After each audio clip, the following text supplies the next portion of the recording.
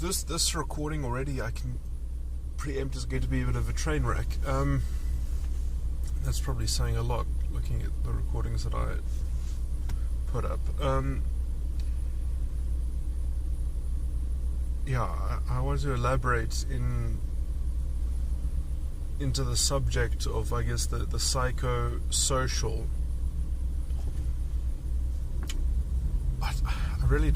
I don't actually understand that term as it's used in identity politics. No, it forms part of the canon or the ideological doctrine of what I call the kind of the dog pack mentality, in identity politics.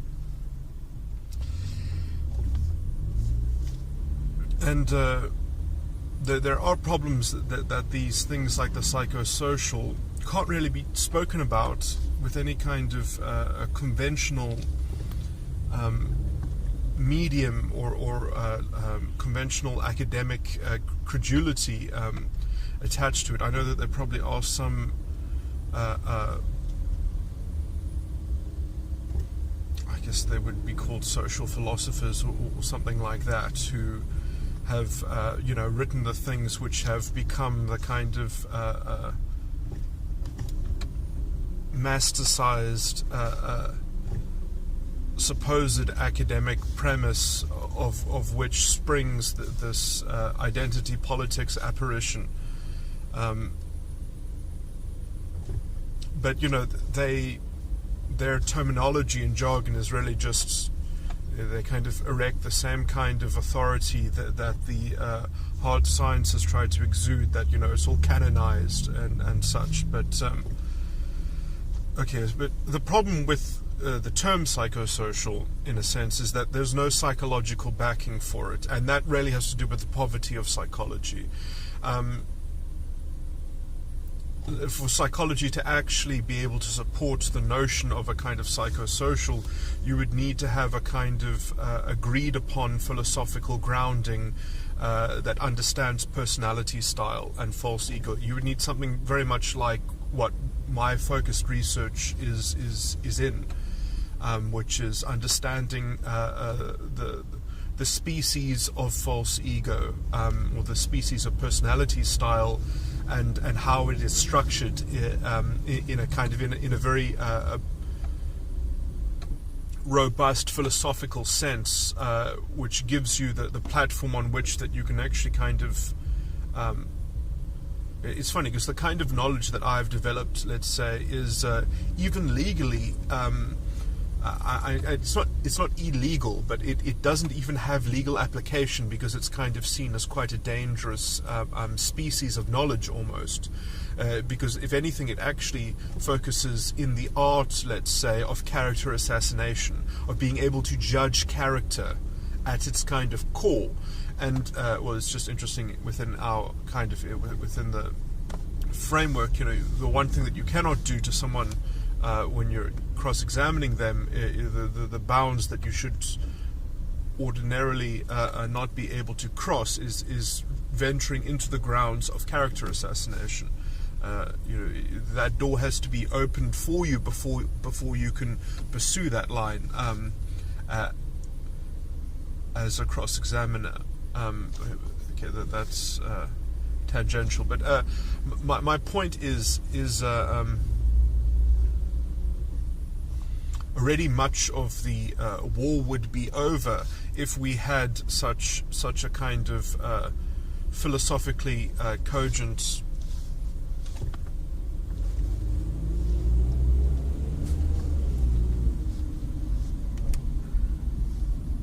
platform within psychology upon which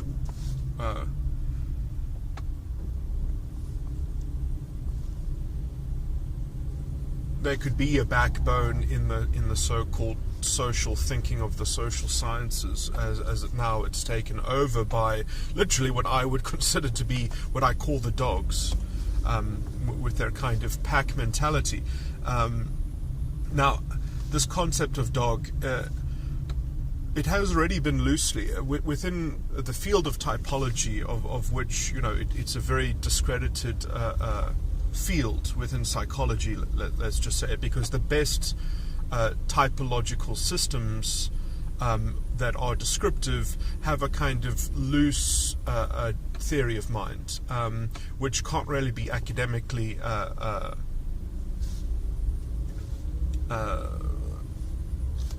latched onto, because they're just not they're not broad enough, and because, you know, as soon as they start becoming more detailed,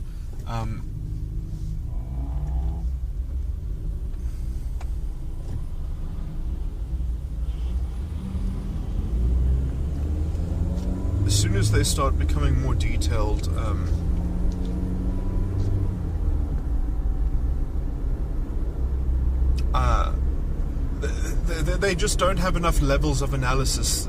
They don't have enough depth to them, and as soon as you start trying to put depth to them, it would kind of explode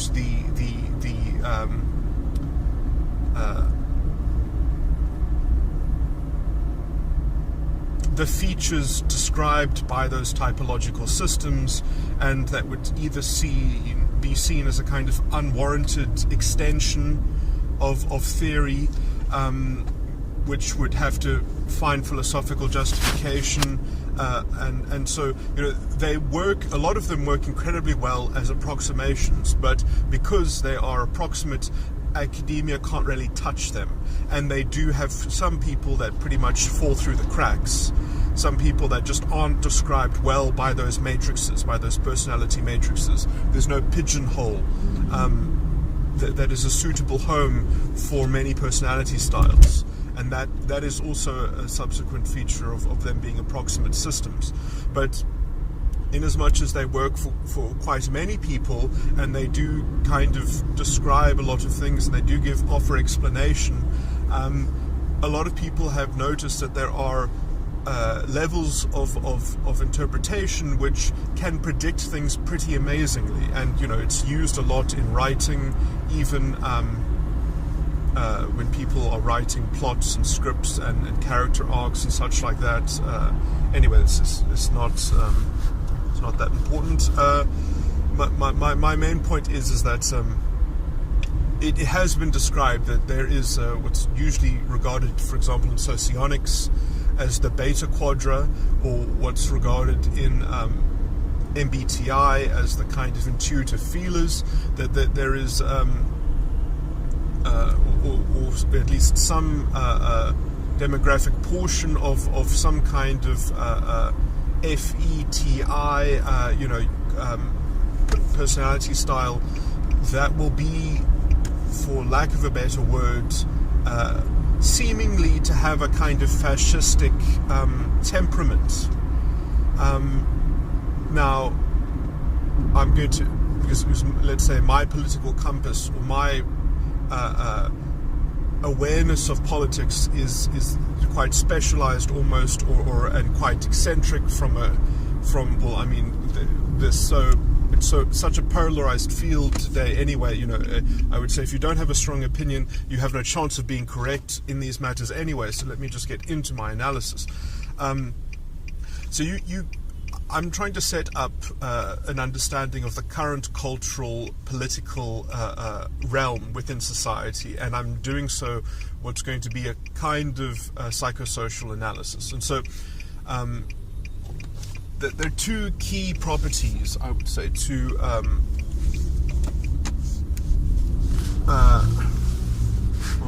there are two key components to understanding the modern era as it's currently manifested, and it is a bit of a repeat of history as well, which is quite interesting, and it really has to do with culture, and it has to do with personality styles. And as I said, that there are commonalities between personality styles, so you can kind of divide people up into quadra, or divide people up into certain shared temperaments, and when you do that as a group, as a kind of block, you can see that there is a kind of relative power and influence in what you could call the avant-garde culture, the high culture, the prevalent subculture, you know, and often this can be arranged into to being understood into like the four ages, I can't remember the wheel of there are a whole lot of different conceptions that basically have some part of this thinking in some kind. The what is it? Good men produce good times or easy times. Easy times make weak men make hard times make strong men make good times. I've probably left out a link there, but that's basically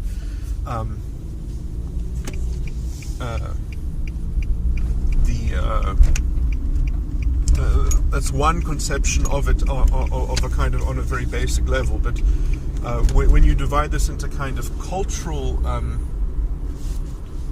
you can see how cultures themselves have got a kind of a character built into this, and they have a kind of personality that they're modeled off of, let's just say, and this is somewhat natural, because as you can imagine that any personality style or any false ego, let's just say, depending on the particular tool set that it has, within its kind of perception and judgment and ability to kind of articulate and express that and leave an imprint of itself in some kind of shared linguistic thing, is going to be,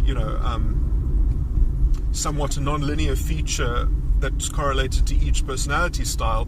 But let's just say primarily, and this especially applies to some personalities more than others, is that they would love to be able to have a hand in constructing the culture that they inhabit, because that would allow them to kind of pre-selectively validate the soapbox which they get to, the kind of soapboxes that they like standing on and talking over other people.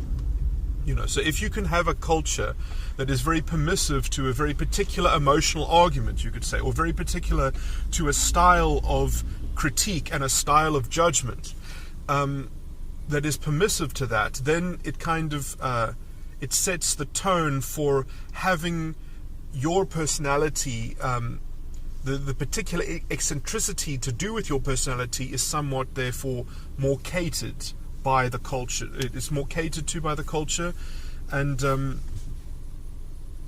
it's easier to indulge in your personality style, let's just say. And so in that element there is really a psychosocial thing. Now, identity politics kind of makes the same argument, but it makes it about identity, which is fucking useless. But anyway, but when you reduce it to psychological terms, you can actually see things going on. Now, there are other aspects to this, because it isn't just within. You can't just think of this in the realm of identity politics, which is that, well, some culture has to take over. Okay, well, in some sense that is true. Some cultures are going to have more, some cultures that are, let's say, based on personality styles are going to have, are going to be relative to each other in force, and some are going to be out of force. Some are going to have power, some are not going to have power. And this sort of thing can never be evenly distributed. There's no such thing as having a culture that is equally accessible to all. Or in fact, if you did that, some personality styles would be their ultimate anathema. That would be their ultimate, kind of thing. And so there is a kind of demagoguery afoot on some level, that something has to be cut, something has to be compromised, some sets of personalities have to be repressed, right? And you can kind of see this in history to quite a large extent. You can see that societies that indulge in cultures which, let's say, are modeled off of certain personality styles, you can see the character of that personality somewhat brought to bear on in the kind of, if you have the right kind of psychological analysis, you can see how this would come about. And so I would say what you could call, this is not necessarily unfortunate, but it's a bit weird, but so in socionics, what is considered the beta quadra, I would say that if you have a culture that is dominated by beta quadra values, and that is very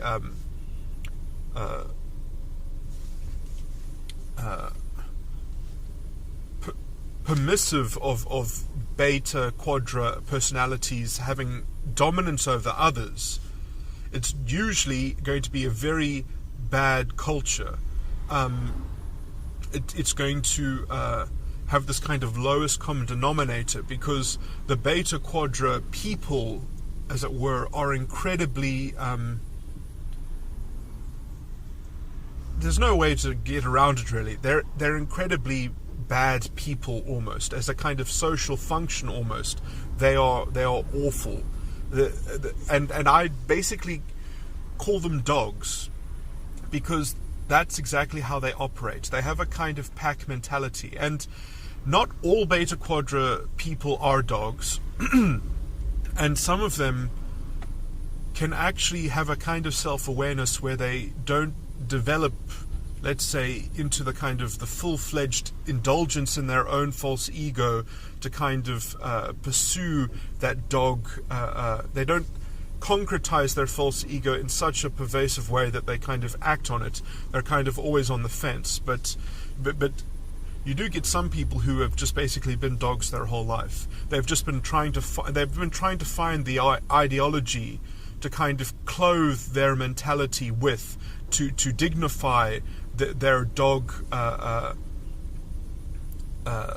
worldview, almost. I call them dogs because they really love social politics. They love social groups. They are pack animals, as it were, and they just want the thing that they love the most is the kind of the relativism of it's just pack versus pack versus pack, and they know they almost embrace that it's relativistic. They just want to play the game of being on their being the vanguard of their relativism, which they are the agent of. So they just want to be the agent of something. So you can't even philosophize with them. It's a waste of time. You can't reason with them, because they are just there trying to... I mean, they are the ones who kind of... You get progressives who are dogs, and you get alt-right, people who are dogs, and you get feminists who are dogs. They all have the same mentality, and it's all basically about power. It's not about truth. It's not about philosophy. Their philosophy is the philosophy of power, and this is why I just call them dogs, and I rather dismiss them. Well, I mean, you have to dismiss them, because they're just going to... The more you interact with them, the more you're going to make a mockery of them. Don't get into semantic arguments with them. So I was just going to point out that you get progressives who are just as much like these people as you get people on the alt-right. So they're the ones who will basically say the phrase, well, all politics is identity politics. If someone is basically on that kind of edge of rant, you just give up, cut and run. You can't convert them from not being a dog. They have decided themselves. They have calcified their worldview in that pack mentality. They're in this relativistic mind cage, and they will just toy with you and kind of run you around to the point at which you capitulate and you agree that you're just in the same relativistic matrix as they are. That's their thing. They're not people anymore. They are literally dogs. They're just looking for a banner to fight under. They're looking for a pack, to run with, and to be better than the other packs, or to coexist with the packs and have some in-group purity, Now, there are some especially bad features about this, and so generally they are quite divisive on the social macro level, almost, because they're always on about some kind of in-group purity, and usually it can be about anything. It can be ideological purity, it can be, it doesn't have to be anything in particular, but it is incredibly destructive on so many levels, because usually the expense of being able to perpetrate this kind of relativistic thing is that you destroy reason. You literally have to undermine everything philosophically that opposes that level of relativism. So it's quite noxious and toxic in many ways.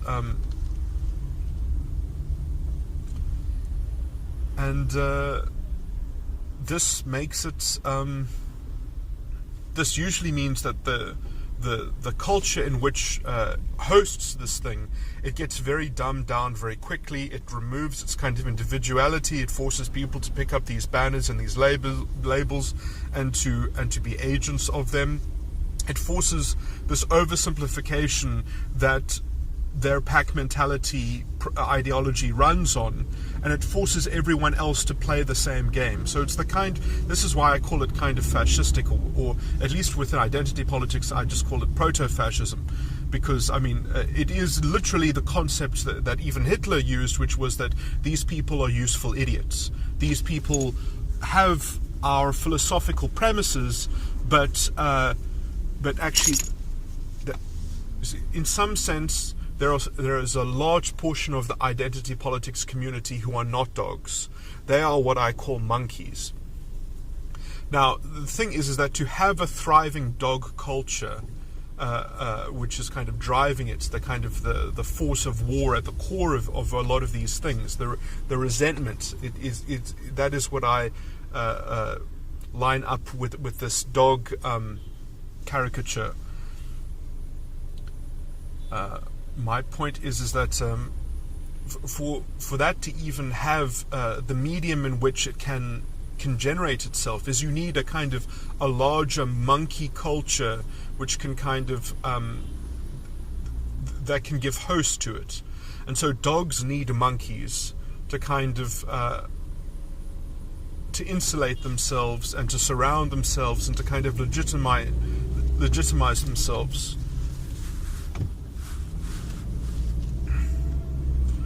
And now, so the monkeys are what Hitler called useful idiots, where they have the same category of understanding society.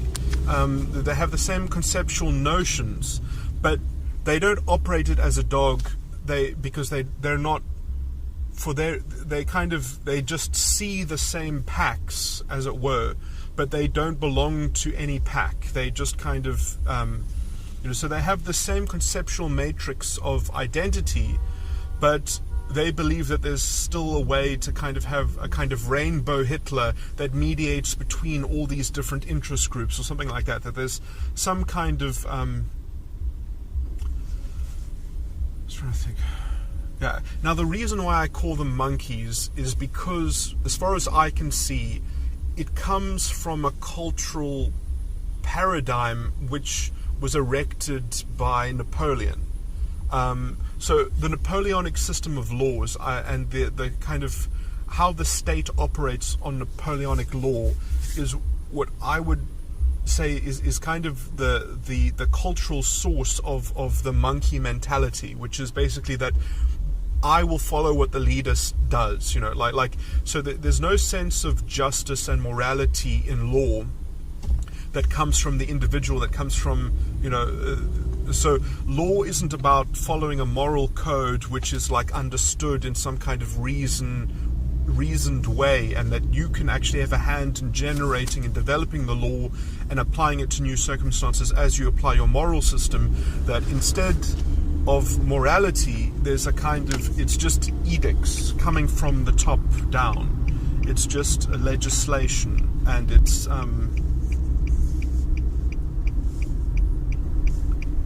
so I mean, you might democratically vote, but then that vote turns into new laws. So you that's the extent at which you have a hand in generating justice in your society. So justice is another feature almost of the executive.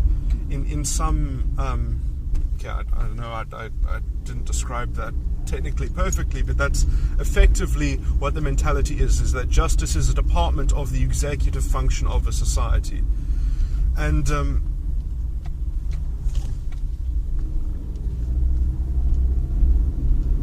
that is effectively the now, I understand that technically a lot of societies might not strictly run that way, but de facto that is how it's conceived.